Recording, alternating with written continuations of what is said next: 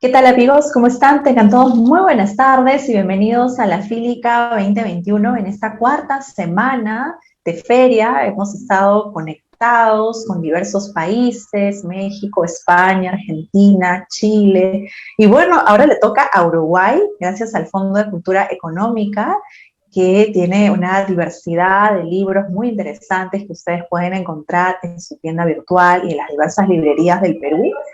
Y bueno, en esta ocasión precisamente nos vamos a conectar con un autor desde Uruguay, él es Sebastián Santana, y con este libro maravilloso, además, Mañana viene mi tío, vamos a presentar la conversación que va a sostener con Fátima Ordinola. Ella es también especialista en literatura infantil, juvenil e ilustradora. Está Irina Burgos, que también está con nosotros y va a ser las veces de moderadora de este evento. Y está también con nosotros Ángela Núñez, del Fondo de Cultura Económica. Así que quédese con nosotros porque durante estos 40 minutos vamos a tener una interesante conversación en torno a este libro. Adelante, Irina. Gracias, Lady. Libros que impresionan estéticamente a nuestros lectores y que los ponen en contacto con una variedad de estilos, temas y culturas que expanden su curiosidad y pensamiento crítico. Me refiero a los libros de la colección A la orilla del viento del Fondo de Cultura Económica. Esta tarde vamos a presentar el libro, como bien has dicho, Lady, Mañana viene mi tío, del brillante Sebastián Santana. Y este libro pertenece a esta colección. Y a nombre de Fondo de Cultura Económica del Perú, les agradecemos por invitarnos a participar de esta feria y de manera muy especial queremos agradecer la buena disposición de Sebastián en acompañarnos esta tarde, autor del libro. Él es artista visual, es ilustrador, es fotógrafo y es autor de varios libros maravillosos, que ya quisiera tenerlos todos en mi biblioteca. He visto uno último que se ve encantador. Asimismo, nos acompaña la talentosa ilustradora peruana Fátima Ordinola. Ella es graduada de la Pontificia Universidad Católica del Perú y ha participado en la publicación de varios libros con Editorial Panamericana y con el Fondo Editorial de la Pontificia Universidad Católica del Perú. Y también nos acompaña esta tarde nuestra querida especialista y crítica en literatura infantil y juvenil, Irina Burgos. Ella es educadora por la Universidad Nacional de Piura y es egresada de la Maestría de Literatura Infantil y Juvenil y Animación a la Lectura por la Universidad Católica Sede Sapientai. Bueno, sin mayor preámbulo, vamos a dar inicio a la presentación de este libro que no dudamos les va a encantar a todos los que nos acompañan. Y para ello cedo la palabra a nuestra querida Irina. Irina, bienvenida. Muchas gracias, Ángela. Muchas gracias, Lady.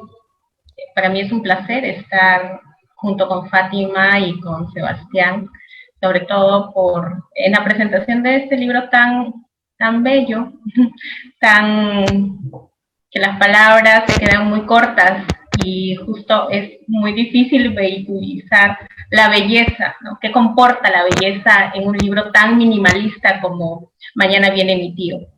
Y yo he preparado un comentario, me ganaron la gana de escribir un comentario porque considero que lo amerita, que es importante entrar a la crítica de literatura infantil, que aunque el libro no es específicamente, podríamos decir, no está en esa franja en la que nos preguntamos, ¿y para quién es? ¿Para libros, para niños, para jóvenes o para adultos? En fin, eso ya queda a la propia recepción de quien lo lea. Y para esto vamos a mirar un poco a través de un video el contenido del libro.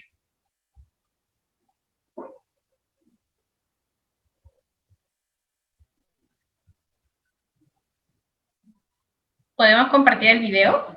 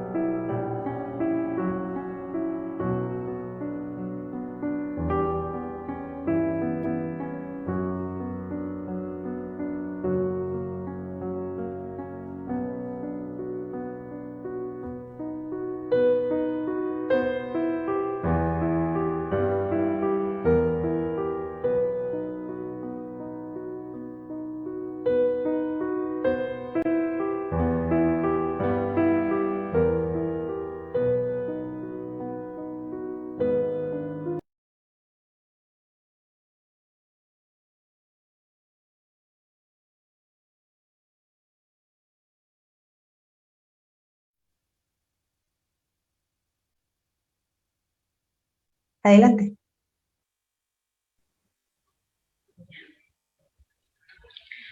Mañana viene mi tío, de Sebastián Santana, publicado por el Fondo de Cultura Económica en el año 2018.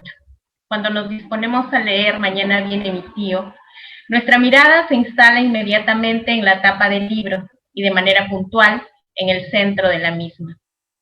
Es entonces cuando ese hombrecito que roza la caricatura se dirige directamente a nosotros y nos dice: mañana viene mi tío, al mismo tiempo que esboza una afable sonrisa.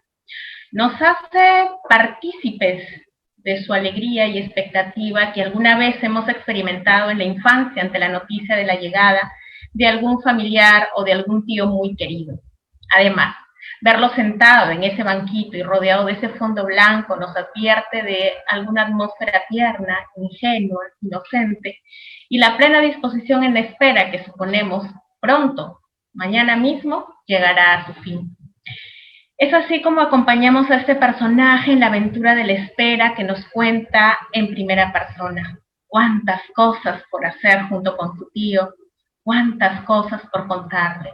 Que si le pasó esto en la escuela, que si la chiquilla que le gusta, le va a pedir que le enseñe a atajar penales, que su graduación, que es tiempo de conocer a su nieta, que, vaya, aún puede caminar. Y de pronto, el blanco y ruidoso silencio. Y de pronto, este relato que empieza con la ingenua algarabía infantil, se resquebraja en cada etapa vital de este pequeño hombre. Cada giro y cada quiebre que anuncia el crecimiento es también el anuncio de la prolongación de una infinita espera. El tiempo empieza a desdibujarlo tanto que ya no puede siquiera darnos la cara. No vuelve a mirarnos nunca más, porque el tiempo demanda que su lugar sea tomado por la melodía de la nada y el silencio de los objetos. La extraordinaria apuesta literaria y plástica en Mañana viene mi tío radica en una delicadísima levedad, sustentada en el minimalismo tanto de la palabra escrita como de los elementos de la imagen. Las oraciones simples que perfilan el discurso del narrador procuran el ritmo y la fluidez necesarias para hacernos sentir el implacable paso del tiempo e implicarnos en la historia desde el primer momento, gracias también a ese mecanismo metaficcional presente en la portada, la profusa ausencia de marcos en los interiores y las oposiciones, blanco y negro, contorno y fondos, presencia, ausencia, esperanza, desesperanza, que en perfecta sintonía con la dedicatoria del cierre y las guardas mortuorias despojan al lector de cualquier atisbo de indiferencia. Por último, Mañana viene mi tío, de alguna manera, prolonga el paso trazado por Beatriz Durmex y Ajax Barnes en su libro La Línea. Ambos nos siguen planteando aún una gran interrogante. ¿Hasta cuándo la simpleza de una línea y el nibio silencio podrán sostener la historia de quienes aún esperan a aquellos que se fueron y que hasta ahora no vuelven?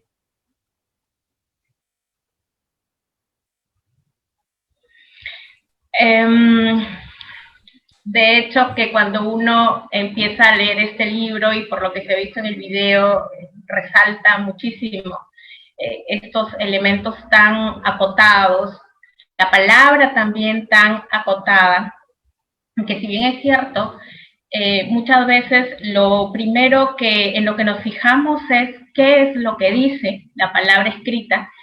Sentimos la presencia de esos elementos que nos golpean, pero que es necesario también entrar a la decodificación de los mismos. Los ilustradores tienen una mirada muy particular. La imagen nos confronta de manera diferente frente a distintas realidades. Tiene otra forma de decir, otra forma de hablar y otra forma también de callar. Y como estamos aquí con Fátima, entonces sería importante también que Fátima nos dé sus apreciaciones sobre Mañana viene mi tío y si es posible puntualizar en esta tónica de qué implica para un ilustrador el trabajar con tan pocos elementos para decir tanto y qué implica el menos es más en una narrativa visual y sobre todo visual, como en Mañana viene mi tío. Hola a todos. Gracias a Irina por invitarme, gracias también a Ángela y al Fondo de Cultura y a Sebastián por hacer este libro, porque no lo había visto antes y me parece que es como para mí, de mi colección de Biblioteca del Libro Álbum, como una joya más por no solo la estética, sino también por el concepto, el mensaje, toda la historia en sí. Creo que a mí lo que más me llamó la atención del libro fue el espacio en blanco, o sea, el gran, la hoja en blanco como un recurso, como recurso de vacío, de color también, que no está, de algo que falta, no sé, sentí eso como una ausencia muy fuerte, y también el mismo trazo del personaje, como lo mencionaste, Ina, que el rostro se va desvaneciendo, que ya no vemos al final el rostro del personaje, y creo que el menos es más, no solo como en el trazo o sea, no solo como a nivel de ilustración, sino también a nivel del texto. Creo que o sea, cada página tiene como un concepto. Siento que lo que dice del objeto, lo que dice de la persona, de alguna forma no vemos quién es, pero yo me siento identificada con lo que veo, ¿no? O sea, veo al enamorado, me veo a mí, no sé, veo a mi abuelo. Entonces creo que con esa forma de conceptualizar la historia creo que ese es el desafío más, para mí, el más complicado, porque no es fácil hacer algo así, como con tan poco recurso gráfico, contar una historia tan potente, ¿no? Tan fuerte, tan dura, y parece como un libro que fuera súper simple de hacer. Cuando se lo mostré a mis hermanos, me encantó su reacción, porque veía en sus ojos como una incógnita, ¿no? Como una pregunta de qué sigue, o por qué me deja esta sensación extraña al final que no sé cómo explicarla. Yo también me sentí así, y eso es lo que me gusta un montón de este libro, que no es un libro, es un libro raro, es como un libro lo siento como importante. Sí. No sé, me gustó un montón. Sí, es un libro raro también porque cada objeto se va transformando. El blanco asociado a la infancia, que tiene que ver, bueno, las asociaciones más simples y más recurrentes de pureza, pero que a la vez connota vacío. Y que al final, o sea, es tan triste, es tan sobrecogedor que el vacío, lo blanco, lo engulle todo. Y entonces el blanco pasa de comportarse como el símbolo de la infancia, la pureza, la inocencia, la ingenuidad, hasta un símbolo que engulle todo, el símbolo de la ausencia, y nos deja con ese color blanco, se instala finalmente en el lector, y nos deja así, sin aire, nos deja en el aire, porque el personaje incluso aparece como en el aire, y no tiene ningún sostén. Que el ritmo de la lectura es como, en algún momento sabes que no va a llegar, o sea, sabes que no va a estar el día, no lo vas a ver, pero sigues leyéndolo, y el mensaje final es tan importante porque te cierra de alguna forma, no la historia, sino como la experiencia de leer el libro. Sí, y el cierre es una dedicatoria. Curioso que vaya al final. Sí.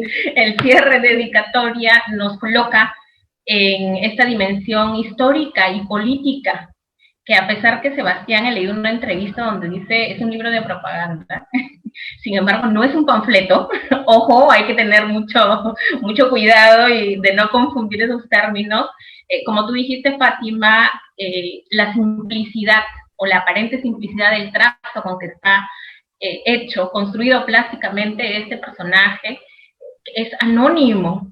Y el ser anónimo y el hecho de que en la portada nos mire y nos diga, mañana viene mi tío, o sea, nos sentimos totalmente identificados, muy identificados. Puede ser cualquiera, y en la medida de que puede ser cualquiera es que también nos golpea tanto. Y esa maestría en el manejo de la palabra, porque sería fácil decir, esperé a mi tío durante tanto tiempo, pero no, lo muestra. Primero en la infancia asociada al juego, y luego ya va creciendo un poco más cuando dice que le gusta una chiquilla, pero luego cuando empieza la graduación, y ahí estos quiebres son los que ya nos van enrareciendo la atmósfera, porque sabemos que no va a ser posible, y pues el término es letal, las guardas mismas para mí terminan de sellar lo mortuorio que significa la pérdida. O sea, es increíble cómo nos puede hacer sentir el vacío con tan pocos elementos, con la palabra tan acotada, tan contundente. Yo siempre me pregunto, ¿no? ¿Qué hacen, qué comen los ilustradores, los escritores para hacerlo de esta manera? Y a mí, yo me siento mucho en la obligación de trasladarlo a la escritura, y es muy difícil decir que se siente, de desglosar cada elemento para encontrar esos mecanismos estéticos, porque ahí radica también la cuestión de que, como dices, Fátima, parece fácil. O sea, para llegar a esa sencillez que roza la simplicidad, hay todo un proceso tan complejo y de elaboración que, bueno, que finalmente lo podemos ver en cómo nos conmociona. Yo no sé si habrá alguien que en algún momento ha leído este libro y lo habrá dejado indiferente, no creo, no creo, pero bueno, hay de todo. Fátima, si tienes algún otro comentario. Yo creo que este libro es atemporal, o sea, siento que lo puedo leer, lo pude haber leído en el colegio y me tocaba de alguna forma, lo puedo leer ahora, lo puede leer mi abuela, y también lo va a sentir como que siento que es el mismo sentimiento, o sea, es eso que compartimos al final de leer el libro, es como algo raro, pero es también, perdón por la huella, pero es también eso creo que es lo que lo diferencia al ser un libro álbum, ¿no? Que no hay un mensaje como moralizador ni nada por el estilo, sino es historia, no sé, es memoria, que es tan difícil de hacer también, de ilustrar, a mi parecer, muy difícil. Claro, y tú lo dices como ilustradora, que sabes muy bien estos procesos, ¿no? Yo lo digo como lectora y un poco en lo arriesgado, que es comentar un libro como este, y bueno, son dos perspectivas diferentes, pero que siempre el disfrute estético está ahí. Y es curioso cómo la belleza duele. Cómo la belleza es capaz de conmovernos, es bello, es diferente a que sea bonito, pero que también es bonito en su constitución, en el formato, que te da esa apariencia también de que está dirigido a niños. Es tan pequeño, lo puedes manipular con una sola mano y lo manipulas perfecto, y estás investido de todo este halo de ingenuidad, pero que de pronto llegas, lees y te chocas con algo que de pronto dices, no puede ser presa. Sin embargo, como dices, Fátima, es para todos y es atemporal. Lo leemos y lo sentimos diferente en depende también, ¿no? De nuestra edad, de nuestra disposición psíquica y anímica en el momento en que lo leemos, pero no nos cabe duda que lo que sentimos es lo que finalmente cuenta en este tipo de narrativas, ¿no? Que no es necesario entender a cabalidad, sino que igual terminas sintiendo. ¿Te parece, Fátima, si pasamos con Sebastián? Sebastián, cuéntanos, bueno, Sí, cuéntanos. Decime, me vas a hacer una pregunta. La pregunta que siempre hago, que ya lo dije, ¿cómo hacen ustedes, por favor? ¿Cómo hacen para los procesos creativos, para la elaboración ¿no? Yo supongo que en algún momento el artista tiene que separarse, tiene que sentir, pero también separarse, distanciarse de su obra para poder perfilarla mejor entre comillas, fríamente estética. Totalmente. Primero que nada, muchísimas gracias por lo que dijeron, es muy emocionante y es muy lindo escuchar esa lectura. Bueno, antes de la transmisión en vivo estaba diciéndoles, y lo vuelvo a decir varias veces, es un placer estar en esta conversación, estoy desde Montevideo. Algo bueno, si podemos sacar de este momento apocalíptico que estamos viviendo con el coronavirus, es bueno que agilizó este tipo de encuentros que se podían hacer desde hace mucho tiempo, pero bueno, no lo estábamos haciendo. La situación es horrible, la estamos pasando mal en muchos lados, pero dentro de todo, como hay que pensar que vamos a seguir construyendo hacia adelante, algún aprendizaje podemos sacar, y uno de ellos es poder hacer una presentación de un libro desde 2 países a la distancia, con herramientas casi mínimas. Así que bueno, estoy muy feliz de que el libro esté. Yo sabía ya que por Fondo de Cultura el libro estaba allá, pero bueno, participar de la feria de ICA es muy lindo. Lo que dijeron del libro es todo hermoso. Después quiero que me mandes por favor ese texto que leíste, porque me encantó. Y es muy raro este libro para mí también como autor, primero porque es el primero que escribo e ilustro.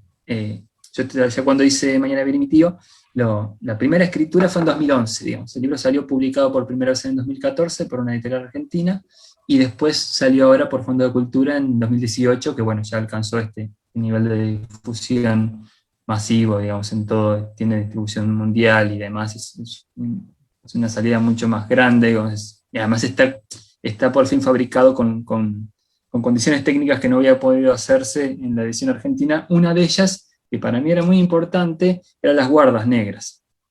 Las páginas negras esas que cuando diseñé el libro aparecieron, fue bueno, el retiro de tapa es negro. Y no tenía una respuesta muy clara, pero el retiro de tapa era negro, y el resto del libro era blanco, y una definición que yo después cuando lo armé me di cuenta, porque lo podía ver y podía ver cómo funcionaba y cómo le daba densidad, digamos.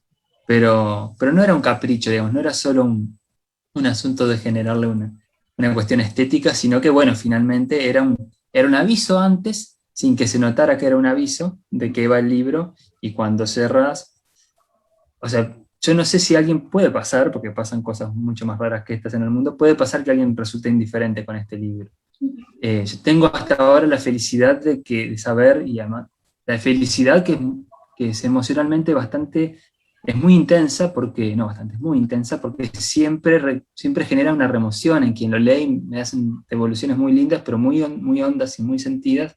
Se me ha puesto a llorar gente adelante, y yo a la vez me siento un poco de culpa porque, bueno, le estoy arruinando a esa persona y que agarró este librito que tiene apariencia de inofensivo, porque está diseñado para que parezca inofensivo, diseñado en términos arquitectónicos, digamos, de la arquitectura artística atrás del libro era, esto tiene que parecer que es una cosa, y que, o sea, yo quería diseñar una bomba atómica, no sabía si me iba a salir, digamos, pero era como Sí te salió de todas maneras. al final ha funcionado, ha venido explotando, y felizmente ha venido explotando, pero ha generado reacciones lindas, porque me lo han leído delante de mí, por circunstancias incluso que yo no sabía, personas con familiares desaparecidos, y en el momento fue no, porque mi abuelo desapareció, y yo, bueno, perdón, o sea, y entonces hay una cosa que pasa con el libro, que es que cuando me logro distanciar de él,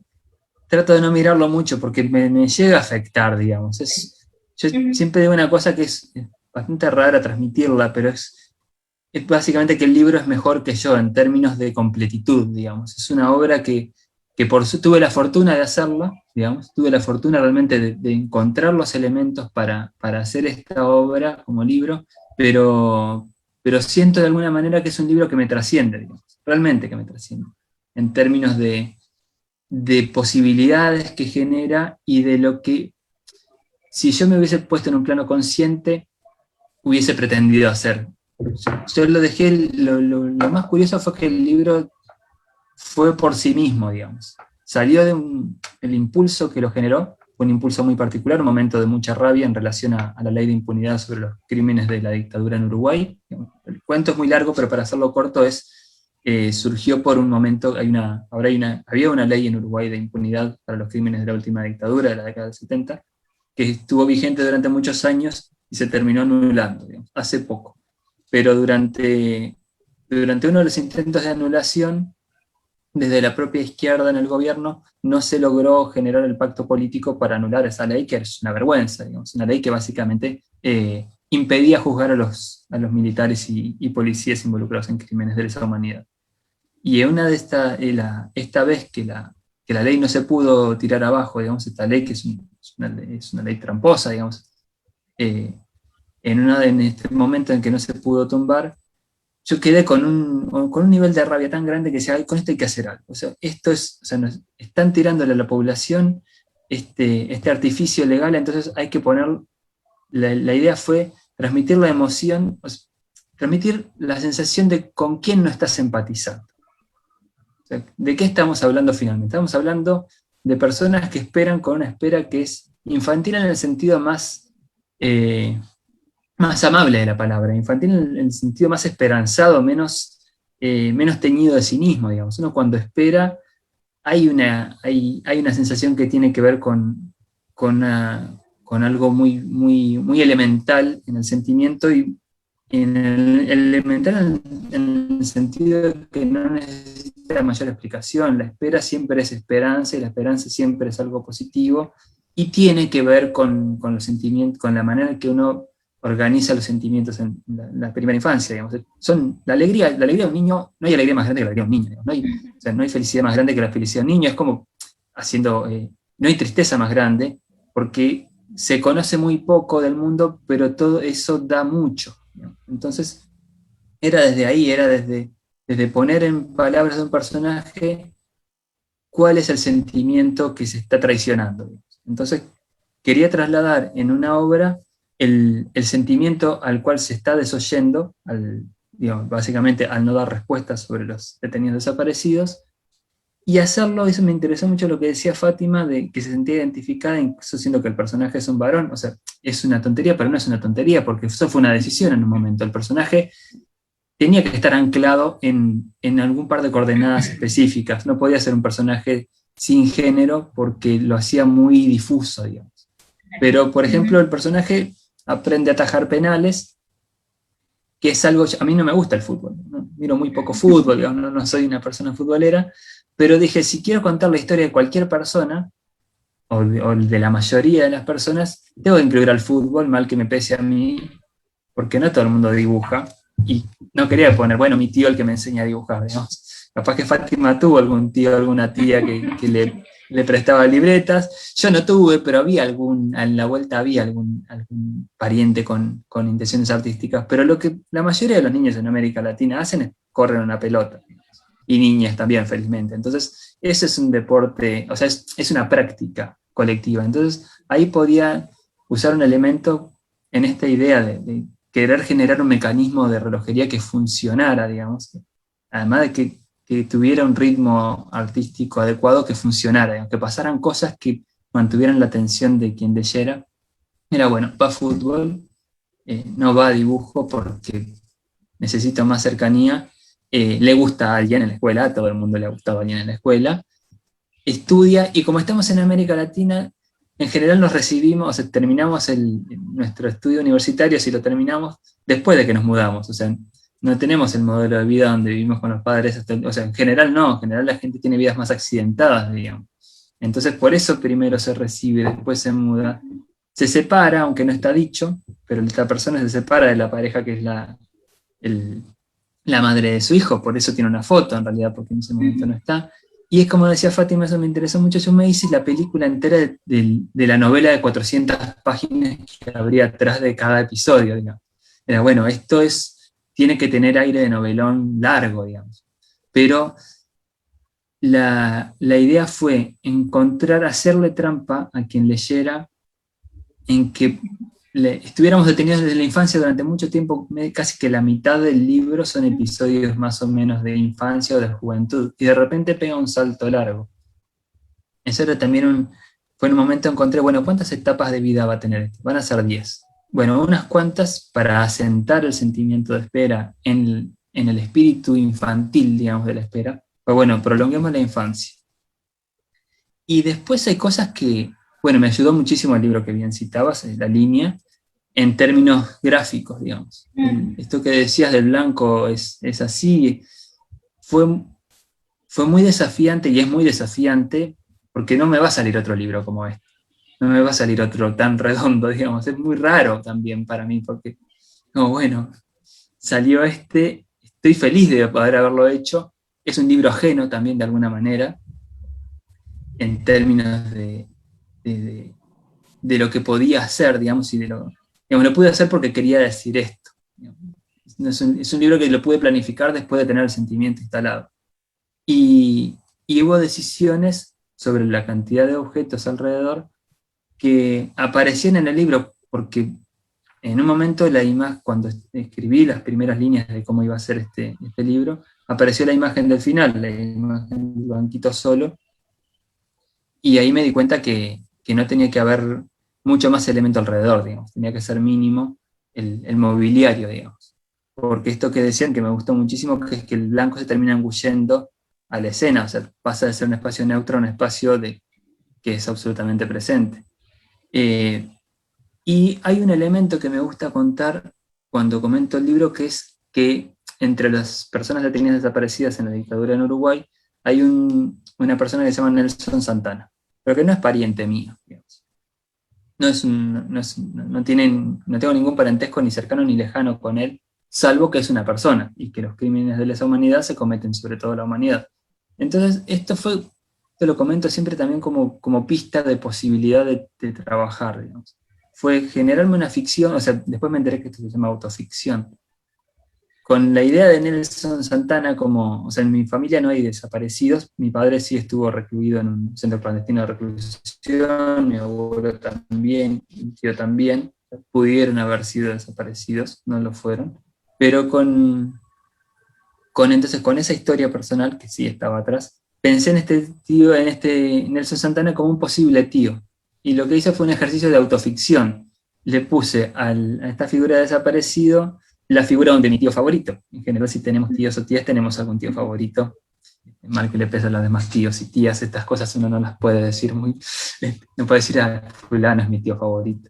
Pero está ese tío cómplice, y era de una manera de generar también un entendimiento con cualquier lector, con cualquier lectora. De no poner el drama en una figura inmediata, como un padre o una madre. Porque eso hacía demasiado pesada la lectura, digamos. El padre, bueno, está por venir papá del trabajo y de repente no llega nunca, es terrible, digamos. Es el engaño que hay, el engaño, digamos, ficcional de narración, es muy difícil de sostenerlo, es muy duro de sostenerlo, a pesar de que es una situación que sucede. Pero bueno, me voy por las ramas, si quieren pregúntenme ustedes por qué.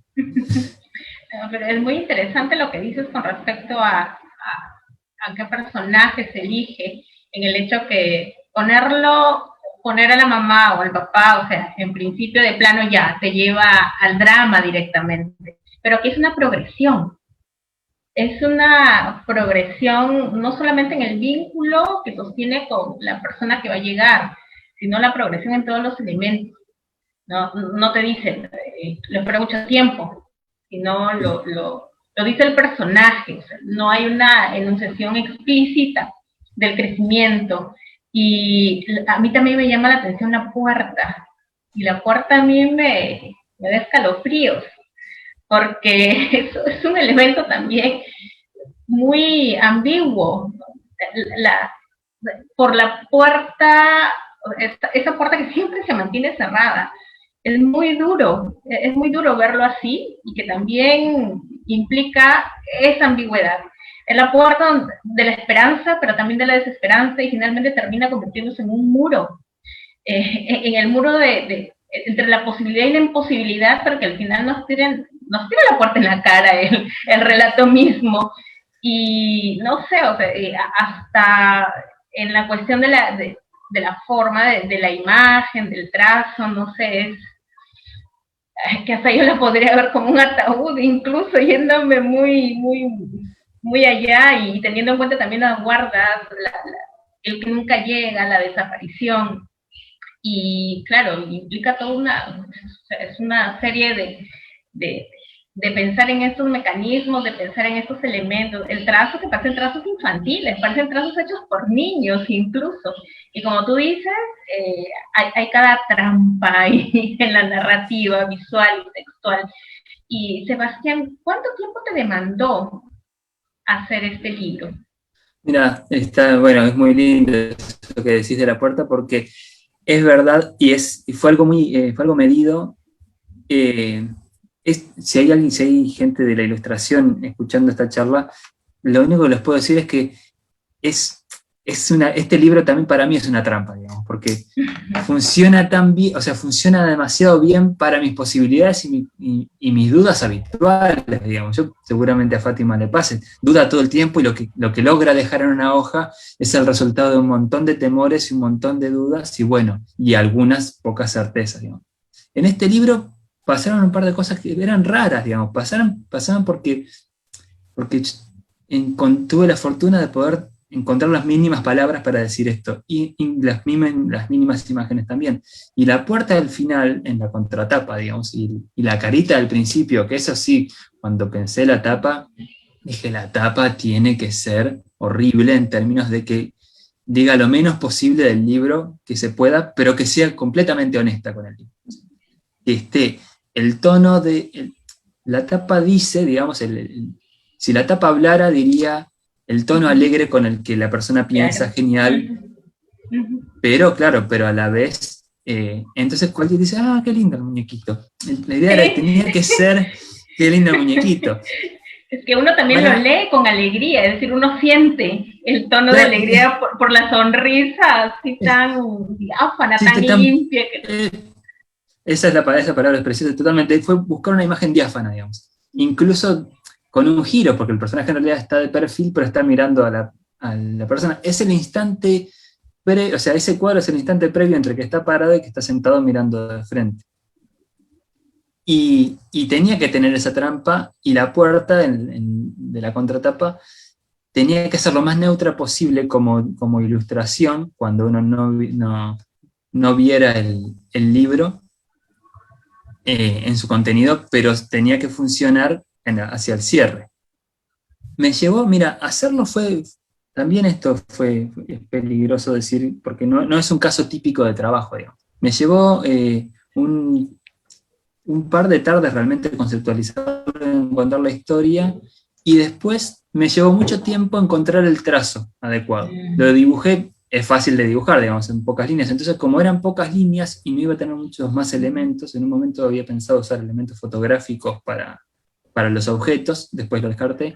Lo que hice lo dibujé muchas veces, lo dibujé en la secuencia entera, la dibujé unas 8 o 10 veces con distintos materiales, con plumín, con lápiz, con marcador y demás, hasta encontrar el gesto en el que yo me sintiera que el acto de estar dibujándolo cargara con la atención que quería mantener a los dibujos, digamos. En ese sentido me importaba más el acto presente mío de dibujar, si bien era un acto íntimo, que pareciera un acto escénico, digamos. Yo sentado dibujando las 10 instancias, encontrar un resultado homogéneo y que expresara en un trazo lo menos cargado posible una cuota de calidad, digamos. O sea, no iba a hacer el trazo en computadora, digamos, en computadora con líneas absolutamente precisas, pero tenía que lograr captar la esencia del momento, digamos.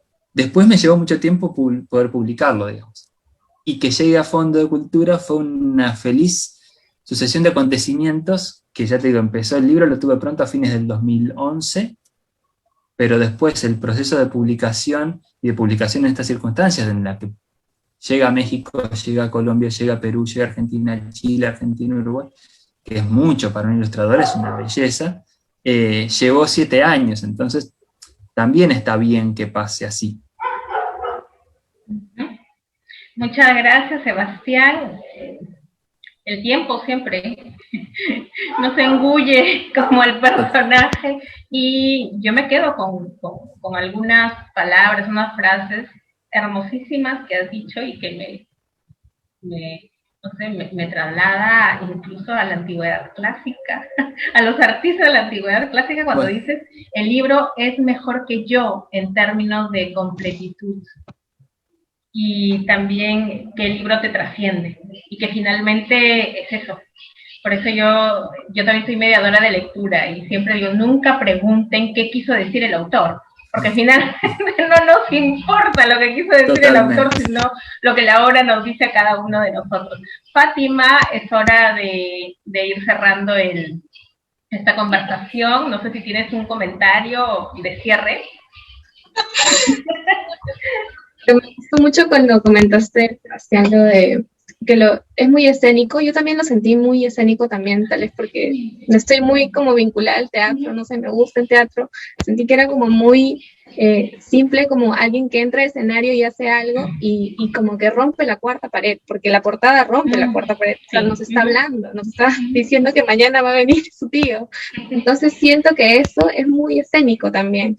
No sé si como lo pensaste así también, pero sí.